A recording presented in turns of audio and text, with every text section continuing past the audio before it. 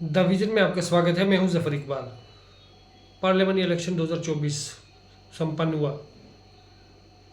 और नई हुकूमत बनाने के कवायद कानून शुरू हो गए। हर पार्टी अपना दमखम लगाने में कोई कसर बाकी नहीं छोड़ती, लेकिन इस बार हिंदुस्तान की जनता ने बीजेपी को भी पूर्ण बहुमत या पूर्ण बहुमत वाली सरकार नहीं दी।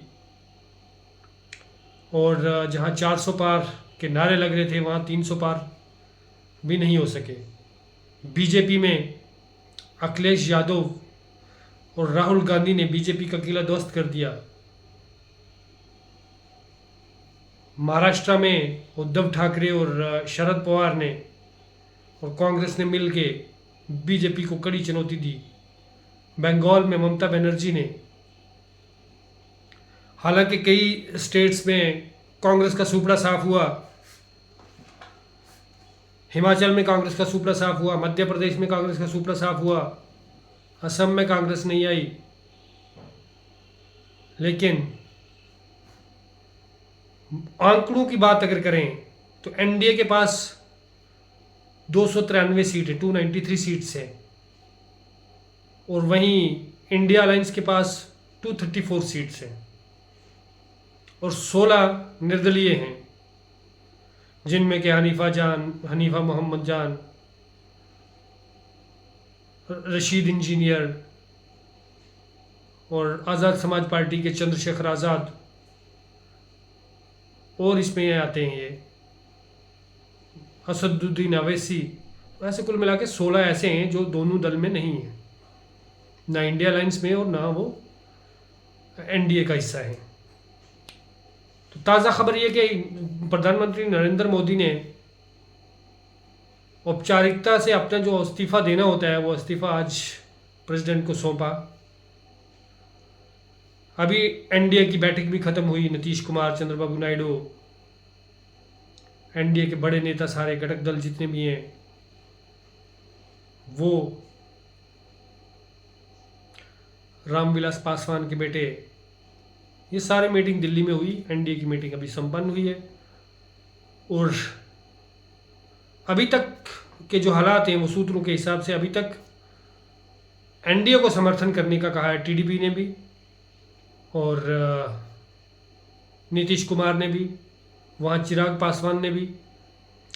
एक लफ्ज़ में ये कहा है, तीनों पार्टियों ने बैक लफ्ज़ कहा है कि हम एनडीए का हिस्सा हैं और रहेंगे।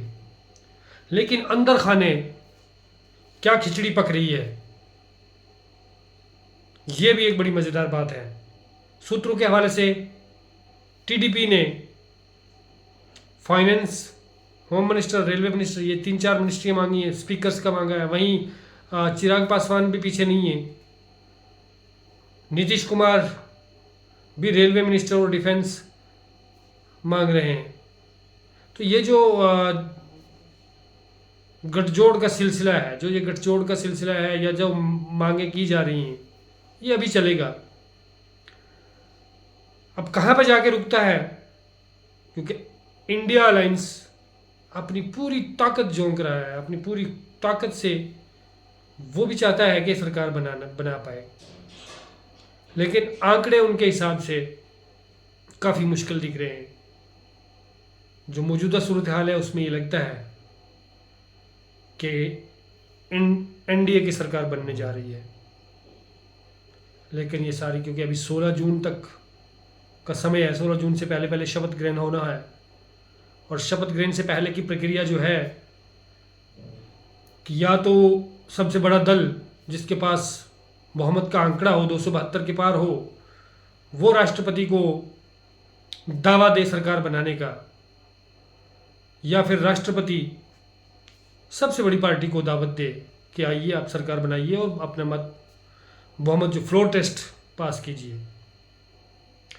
लेकिन यहाँ पे दिलचस्प खेल, असली खिचड़ी अब पक रही है। अगले 24 घंटे में ये पिक्चर क्लियर हो जाएगी, आया एनडीए की सरकार मुकम्मल तौर पर बनने जाएगी या फिर इंडिया कुछ गठजोड़ करने में कामयाब रहेगा। जहाँ तक इंडिया की बात है, तो इंडिया की तरफ से नीतीश कुमार को भी खुला ऑफर है कि आइए आप पीएम बनिए, लेकिन क्या नीतीश कुमार इस ऑफर को स्वीकारेंगे? क्या नीतीश कुमार फिर पलटी मारने के कागार पे हैं, या टीडीपी? अगर नीतीश कुमार और टीडीपी मिलके बाहर हो जाएं एनडीए से, तो एनडीए के पास भी बहुमत का आंकड़ा छूने के लिए कम से कम 7 सीट, क्योंकि सिर्फ 65 पे आ जाएगी एनडीए। तो अगर 65 पे एनडीए आ जाती 265 पे, तो 7 सीट्स उनको और चाहिए। वहीं अगर ये 28 सीटें, जिसमें 12 जेडीयू की हैं और 16 टीडीपी की हैं, अगर ये 28 सीट मिलकर भी इंडिया अलायंस में आती हैं, तो ये कुल सीट बनेगी 62। फिर भी इंडिया अलायंस को 10 सीट का और जुगाड़ करना पड़ेगा। हालांकि 16 निर्दलीय भी हैं, लेकिन वो निर्दलीय क्या इंडिया के साथ जा सकते हैं? तो ये सारी गठजोड़ गुना भाग चल रहा है। अगले 48 घंटे बड़े क्रूशल्स हैं इंडिया अलायंस के लिए भी और एनडीए के लिए भी।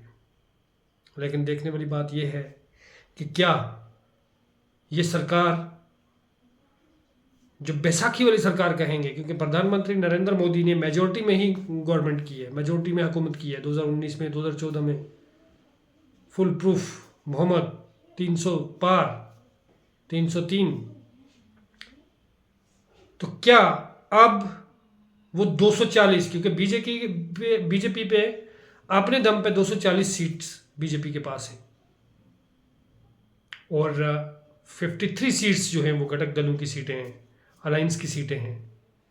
तो क्या ये बैसाखी वाली सरकार बीजेपी चलाने में इच्छुक होगी? यहाँ तक भी कई बात आ रही हैं कि टीडीपी ने ये दावा रखा है कि अमित शाह गृह मंत्री नहीं होने चाहिए। वहीं रामविलास पासवान के लड़के चिराग पासवान, उसने भी रेलवे मंत्रालय का दावा ठोका है। वहीं जेडीयू भी रेलवे मंत्रालय के लिए बोल रही है। लेकिन क्या ये सारी चीज़ें एनडीए अलायंस या बीजेपी को मंजूर होंगी? क्योंकि बीजेपी अगर सत्ता में है तो अमित शाह मोदी की जोड़ी भी सत्ता में रहना चाहती है। तो क्या अमित शाह को साइडलाइन करके या अमित शाह को गृह मंत्रालय न देकर क्या बीजेपी हुकूमत बना सकेगी? या टीडीपी और जेडीयू क्या इस शर्त के साथ वो 5 साल पूरे कर पाएंगे? ये बड़ी मज़ेदार बात है और देखने वाली बात है कि आखिर ये सरकार बनेगी, अगर बन गई तो चलेगी कैसे? अंदर खाने, जो अंदर की सियासत है, जो अंदरूनी सियासत है, जो पार्टी की रिफ्ट है, जो आरएसएस और बीजेपी के अंदर जो गैप है, क्या वो गैप, या योगी और मोदी के बीच में जो गैप है, खबरें तो आ रही हैं, अंदर खाने से खबरें आती हैं, लेकिन उनमें सत्यता कितनी है ये देखने वाली बात है। तो क्या इन सारी बातों को ताक पर रखते हुए एनडीए फिर से एक मजबूत सरकार बनाने जा रही है, या फिर इंडिया अलायंस को दोबारा मौका मिलेगा? लेकिन सूत्रों के हवाले से देखा जाए तो कांग्रेस उतनी ज़्यादा इच्छुक नहीं है सरकार बनाने में जितनी वो बाहर से समर्थन देने में है। इसीलिए उन्होंने नीतीश कुमार को भी बोला है कि अगर आप प्रधानमंत्री बनना चाहें तो बन सकते हैं, हम आपको समर्थन देंगे। लेकिन इस बात पर क्या तृणमूल कांग्रेस, शरद पवार, उद्धव ठाकरे, अखिलेश यादव, क्या ये इकट्ठे हो सकते हैं? तो ये बड़ा दिलचस्प मुकाबला है। हिंदुस्तान की जनता ने सुपर पार्टी, जो सुपर पावर पार्टी थी बीजेपी, उसको इस दहाने पे लाके खड़ा कर दिया है कि वो सोचने पे मजबूर हो गई है। वो जितनी बेबाकी से गवर्नमेंट कर रही थी, क्या उतनी बेबाकी से फिर दोबारा मौका मिलेगा करने को? तो ये मजबूरी, ये सियासी मजबूरी जनता ने इन लोगों को वहाँ पे खड़ा किया है, इन पार्टीज़ को वहाँ पे खड़ा किया है। और फिर आपसे ज़रूर विश्लेषण करेंगे हम, यूपी में क्या समीकरण रहे, यूपी से क्या हुआ, पंजाब में क्या रहा, नॉर्थ इंडिया के बारे में दोबारा आपसे अगले वीडियो में ज़रूर इस चीज़ का विश्लेषण करेंगे। कहाँ पे किसने बीजेपी के किले को ध्वस्त किया और कहाँ बीजेपी ने कांग्रेस के किले को ध्वस्त किया। इस उम्मीद के साथ कि आप सब लोग खैरियत से होंगे, इजाज़त चाहते हैं आपसे। खुदा हाफिज़।